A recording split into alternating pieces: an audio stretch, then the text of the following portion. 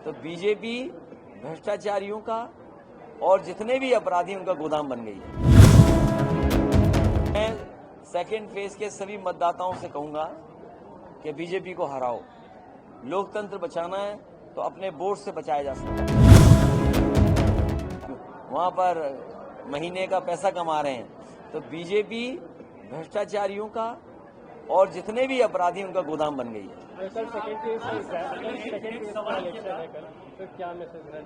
मैं second phase के सभी मतदाताओं से कहूंगा कि बीजेपी को हराओ।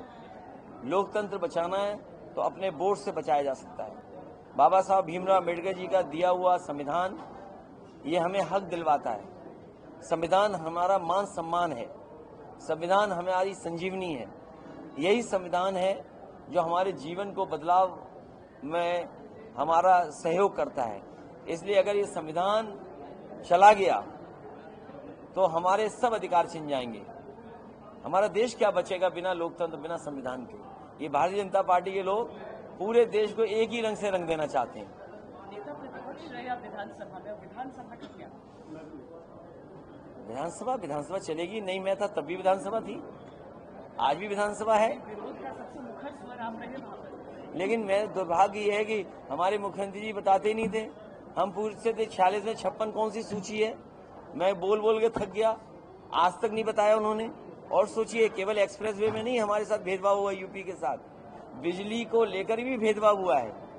जब उत्तर प्रदेश में प्रधानमंत्री जी के क्षेत्र में बिजली देने की बात हुई 24 घंटे, तो उस समय लालजी टंडन जी और श्याम राव देव चौधरी जी जो विधायक थे बनारस के, वो सब भूख हड़ताल में बैठे थे।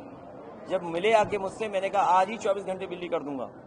लेकिन आप दिल्ली से यूपी का बिजली का कोटा बढ़वाइए, आज तक न उत्तर प्रदेश का बिजली का कोटा बढ़ा और न ही इनकी सरकार ने एक भी बिजली का कारखाना लगाया। और हमारे मुख्यमंत्री तो कारखाने का नाम भी नहीं लेते हैं। जो आज बिजली उत्तर प्रदेश में मिल रही है या जो इंफ्रास्ट्रक्चर उस समय बना था, उसी का परिणाम है कि आज उत्तर प्रदेश में 24 घंटे बिजली मिल रही है। और ये बात मैं यूं ही नहीं कह रहा हूँ, ऑन रिकॉर्ड कह रहा हूँ। और आपको भी इस बात के लिए कहना चाहिए कि सबसे ज्यादा सब स्टेशन, सबसे ज्यादा डिस्ट्रीब्यूशन में काम, सबसे ज्यादा ट्रांसमिशन में काम, सबसे ज्यादा जनरेशन का काम अगर हुआ था तो समाजवादियों की सरकार में हुआ। ये माना जाए कि आप विधानसभा से इस्तीफा दे देंगे यहाँ से चुनाव जीतने के? ये कोई बात सोचने की है? फिर लौट के आएंगे विधानसभा 27 में। बड़ी जिम्मेदारियां है सर आपके ऊपर। देखिए, पीएम का कटाक्ष है अलायंस के ऊपर। कह रहे हैं कि इनके अलायंस के बाद 5 साल में 5 प्रधानमंत्री होंगे, हर साल एक प्रधानमंत्री बनेंगे। जो एक है उससे तो अच्छा होगा। जितने भी होंगे हमारे 5, 6, 1, 2। लेकिन मैं आपसे बता दूं, जब कभी भी इस तरह की परिस्थितियां बनी हैं, यहाँ की जनता ने वोट भी दिया है और प्रधानमंत्री भी अच्छे दिए हैं। तो सवाल ये नहीं कि कौन प्रधानमंत्री बनेगा, सवाल ये कि देश को नया प्रधानमंत्री मिलना चाहिए। देखिए, मैं तो कार्यकर्ता बहुत कह रहे हैं। नहीं, मेरे कार्यकर्ता भी कहेंगे और जो मुझे अच्छी तरह जानते हैं वो भी हो सकता है दबे मन से कहें कि हाँ इनको बन जाना चाहिए।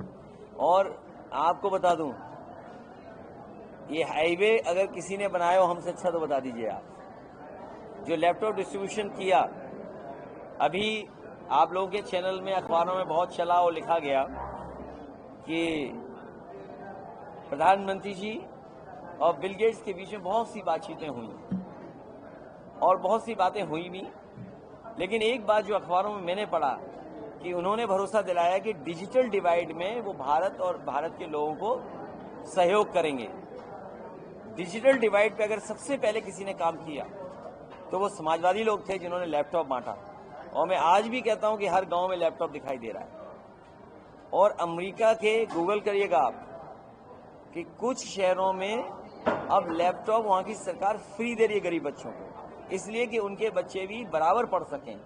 और जब ऑनलाइन स्टडी शुरू हुई थी या ऑनलाइन हम कोरोना में रहे तो संपन्न लोगों को तो मौका मिल गया, उनके बच्चे तो अच्छा पढ़ लिए क्योंकि उनके पास अच्छे मोबाइल थे, इंटरनेट था, लैपटॉप था।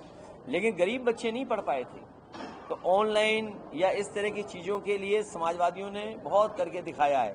तो ये बातें मैं इसलिए बता रहा हूँ कि समाजवादियों का काम तो दुनिया में धूम मचा रहा है। तो सपने तो सभी के हो सकते हैं, लेकिन वो तो गिनती बनाती है। लेकिन हमें अच्छा ये है कि गुजरात से लोग चल करके यूपी आए थे, प्रधानमंत्री तब बने थे। तो यूपी तो प्रधानमंत्री बनाता ही है। अगर गुजरात से बन रहा होता कोई तो यूपी क्यों आता कोई? तो यूपी की ये है जगह तो है, और वो भी गंगा के किनारे हम लोग खड़े होकर बोल रहे हैं, तो माँ गंगा भी हम लोगों का सहयोग करेगी। हैं?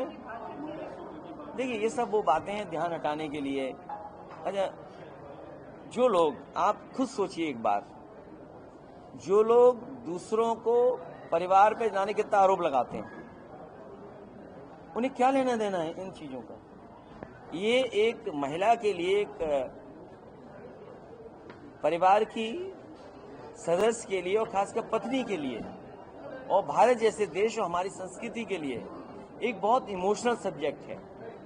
कुछ हमारे ऐसे इमोशनल इश्यूज हैं, इनको नहीं छेड़ना चाहिए, और बीजेपी के लोग छेड़ रहे हैं अगर, तो कोई ना कोई उनकी नीयत ऐसी है इसके पीछे कि लोग इस बहस में उलझ जाएं, इस बहस में उलझा दें उन्हें, ये जानबूझ करके अपनी नाकामी छिपाने के लिए। और उन्हें क्या लेना देना मंगलसूत्र से? हमारे योगी जी मुख्यमंत्री, उन्हें क्या से लेना देना? हमारे प्रधानमंत्री जी को क्या लेना देना?